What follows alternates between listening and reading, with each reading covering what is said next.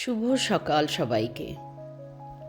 আবার আমি চলে এলাম আজকে একটা স্পেশাল থালি নিয়ে।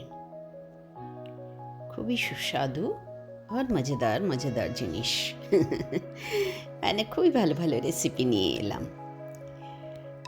ভালো লাগে একটু ভালো ভালো রেসিপি বানাতে, তাই সব থেকে আগে আমি নিয়ে নিলাম একদম গরম গরম বাসমতি চালের ভাত, একদম ধুজ।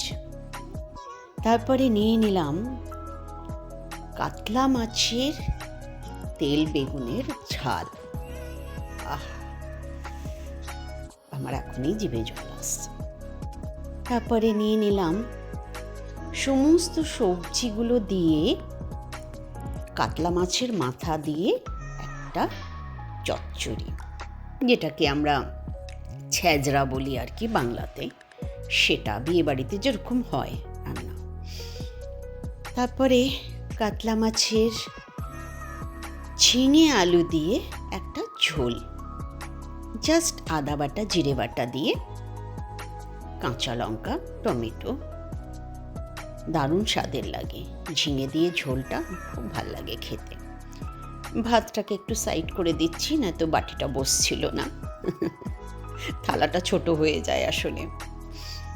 তারপরে আমি নিয়ে নিলাম, বাজারে সুন্দর একটা ইলিশ মাছ পাওয়া গেছিল। সেই ইলিশ মাছের একটা নতুন রেসিপি আমি তোমাদের সাথে শেয়ার করব। সেটা আমি একটু নতুন ধরনের বানিয়েছি, সর্ষে বেগুন দিয়ে। একদম ভাপা, কিন্তু আমি এটাকে সর্ষে আর বেগুন দিয়ে বানিয়েছি। দারুণ লাগে খেতে।